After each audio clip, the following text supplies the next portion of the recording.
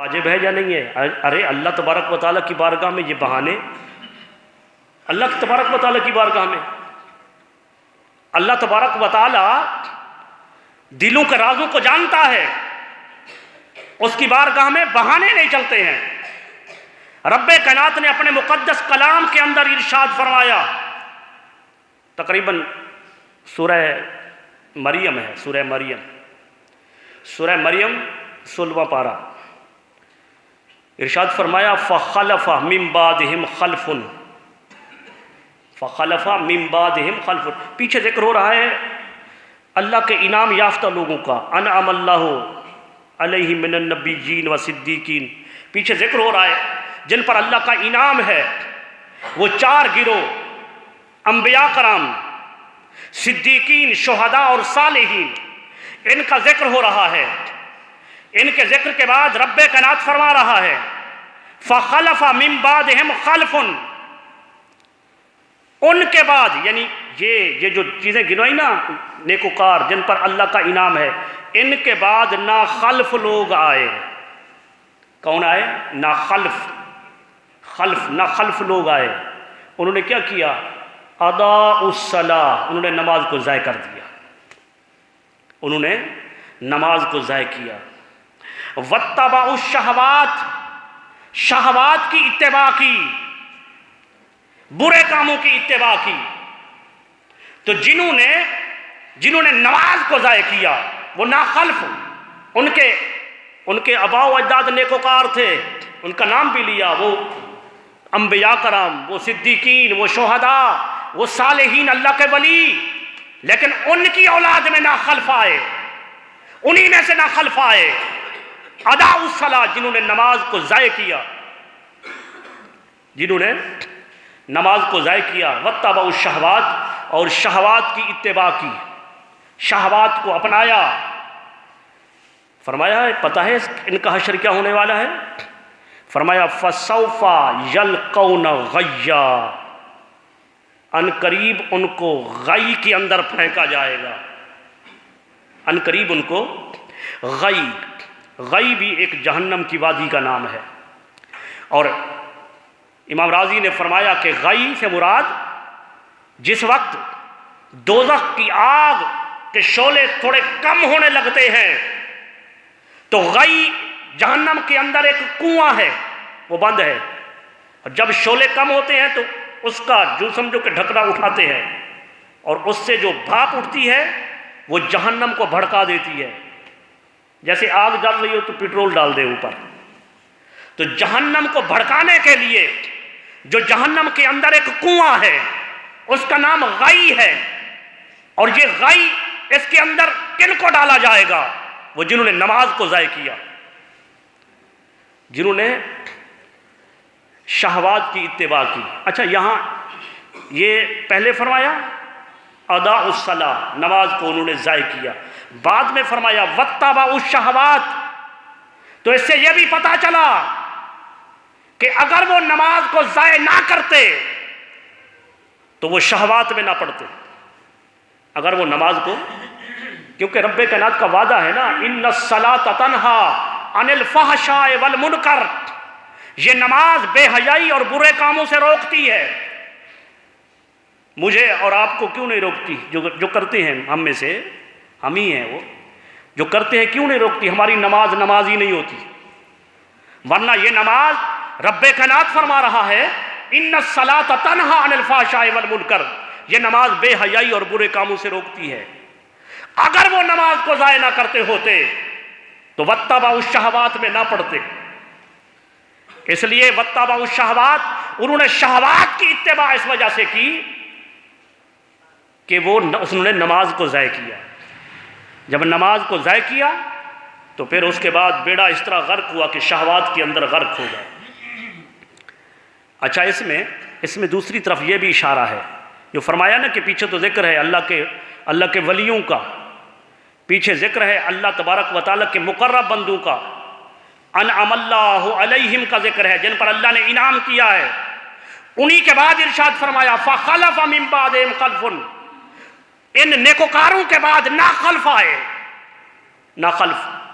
تو لہذا یہ گدیوں پر بیٹھ جانا، ان کے آباء و اجداد نیکوکار، صالحین، بڑے نیکوکار، اللہ تبارک و تعالیٰ کو یاد کرنے والے، اور پھر ان گدیوں کا جانشین بن گیا وہ جو ناخلف ہے، جو نماز کے لیے کہو، نماز کے لیے تو کہتے ہیں کہ ہماری نماز تو یہاں ہوتی ہی نہیں ہے، ہماری نماز تو کہیں اور ہوتی ہے۔ حکایت میں پڑھا، صبح میں پڑھ رہا تھا، آج کتاب کے اندر میں پڑھ رہا تھا کہ ایک بندے کے پاس ایک اس کا پیر صاحب آیا۔ پیر صاحب، میں جعلی پیروں کی بات کر رہا ہوں، جو اصل پیر ہیں میں ان کا غلام ہوں، اور جو اصل اللہ کے ولی ہیں اللہ تبارک و تعالیٰ ان کی محبت اور غلامی کے اندر موت عطا فرمائے، لیکن میں عرض یہ کر رہا ہوں کہ وہ جعلی قسم کے پیر جو طریقت اور شریعت کو جدا کر کے بیان کرتے ہیں، وہ کہتے ہیں طریقت اور چیز ہے، شریعت اور چیز ہے۔ ارے وہ طریق جو شریعت کے بغیر ہو وہ طریقت نہیں، وہ زندیقیت ہے۔ طریقت شریعت یہ ہے، طریقت جو ہے نا شریعت سے بھی افضل ہوتی ہے، اعلیٰ ہوتی ہے۔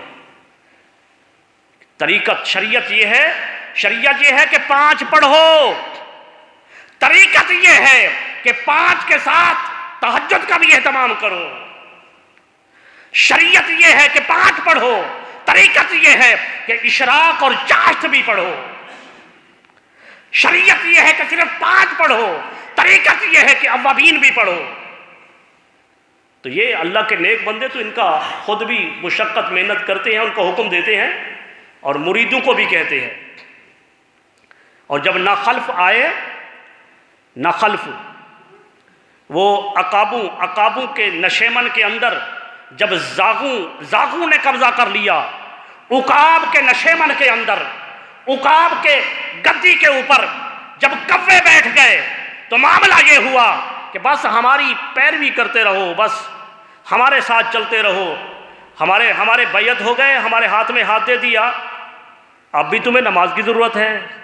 تو شریعت کو علیحدہ کر کے بتاتے ہیں، طریقت کو علیحدہ کر کے بتاتے ہیں۔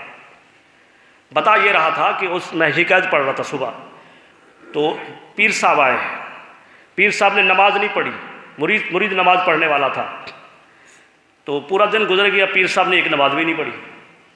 شام کو مرید صاحب نے کہا، پیر صاحب آپ نے نماز نہیں پڑھی؟ اس نے کہا بھولا جان سمجھتا نہیں ہے تو ہماری نماز کہاں ہوتی ہے، ہماری نمازیں تو کہیں اور ہوتی ہیں۔ تو مرید صاحب خاموش ہو گئے۔ صبح کے وقت جب صبح کی نماز پڑھ کر مرید گیا کھیت کے اندر، تو لیٹرین وغیرہ تو رواج تھا نہیں، دیہات کا علاقہ تھا، وہ اس کے کھیت کے اندر پیر صاحب جو ہے پیشاب کر رہا ہے، پخانہ کر رہا ہے۔ پیچھے گیا اور جا کر ایک لات ٹکائی اس کو، اور کہنے لگے کہ نماز پڑھنے کے لیے کوئی اور جگہ اور پخانہ کر کے میری زمین، پخانہ پیشاب بھی وہیں کرو جہاں اور جگہ جاتے ہو عبادت کرنے کے لیے۔ ایک بے نمازی آ گیا ایک نمازی کے ساتھ پاس مہمان بن کر، تو اس نمازی نے، وقت نماز ہوا، اذان ہوئی، تو میزبان نے مہمان سے کہا اذان ہو گئی ہے، چلیں نماز پڑھنے کے لیے۔ تو اس نے کہا مجھے عادت نہیں ہے نماز پڑھنے کی، مجھے عادت نہیں ہے۔ تو اس نے کہا ٹھیک ہے، چلا گیا نماز پڑھنے کے لیے۔ شام کا وقت ہوا، کھانا نہیں دیا اس کو، رات کے وقت کھانا اس کو، مہمان کو کھانا نہیں دیا۔ اس نے ان کو بلا کر کہا بھئی کھانے کا وقت ہو گیا ہے، وقت گزر گیا کھانے کا، میری تو انتڑیاں قل هو اللہ احد پڑھ رہی ہیں، مجھے تو بہت بھوک لگی ہے۔ تو اس نے کہا میں نے یہ سمجھا کہ شاید آپ کو جس طرح نماز کی عادت نہیں ہے اس طرح کھانے کی بھی عادت نہیں ہوگی۔ نہ ایسا نہیں ہے، کھانا تو کھاتا ہوں میں، کھانے کی تو عادت ہے۔ فرمایا اللہ کے بندے، جو ذات رزق دیتی ہے، کھانا عطا کرتی ہے، تجھے چاہیے کہ تو اس کی عبادت بھی کر۔ وہ پشیماں ہوا، شرمندہ ہوا، اور اسی وقت اپنے میزبان کے ساتھ وعدہ کیا کہ آج کے بعد جو ہے میں نماز ترک نہیں کروں گا۔ تو عزیزان گرامی قدر، کہنے کا مقصد یہ ہے کہ نماز جو ہے، نماز کسی طرح بھی اللہ तबारक व तआला की पसंदीदा इबादत है, इसको कभी भी किसी तरीके से भी तर्क ना किया जाए। और बात जो कर रहा था तरीक़त की, ये तो गद्दी नशीन जो हैं, ये जो अल्लाह के बुज़ुर्ग अल्लाह तबारक व तआला के वलियों की औलाद हैं, उनको तो ज़्यादा हक़ बनता है कि वो अपने मुरीदों को सिखाएं, इस तरीक़त पर लाएं। जब जिस वक्त जहाँ कहीं भी, मैं बार बार ये बात करता हूँ, शायद कोई इसमें से ये भी कहे ये क्या होता है, पिछले महीने के अंदर भी 2 खिताब इसी पर कर दिए। तो भाई इस वजह से करता हूँ कि इन नाम निहाद जाली पीरों की वजह से हमारे असल जो क़यामत तक अल्लाह के वली रहेंगे, और इस वक्त है जब अल्लाह वाला नहीं रहेगा, क़यामत कायम हो जाएगी, तो ये सब बदनाम हो रहे हैं। ऐसे लोगों के हाथ में हाथ मत दो जो कहें कि हमारे हाथ में हाथ दिया तो तुम्हें नमाज पढ़ने की ज़रूरत नहीं है। जो ऐसा कहे, फ़राइज़ को पश्ते पुष्ट डाले, अल्लाह तबारक व तआला के अहकामात की जो नाफरमानी करे, अरे उस बंदे के अंदर और खिंजीर के अंदर कोई फ़र्क नहीं है। देखो ना, अल्लाह के वलियों का इनकार नहीं है। बात ख़त्म कर रहा हूँ कि पुलिस वाले जो होते हैं, पुलिस वाले हम सुनते पढ़ते रहते हैं, देखते हैं ना कि फ़लाँ जगह पर डाका डाला और चोर थे, बड़े होशियार थे, पुलिस की वर्दी में थे। ऐसा होता है ना कि जब चोर होशियार होते हैं तो अपना भेष बदल देते हैं, तो भेष बदल कर उन्होंने डाका डाला।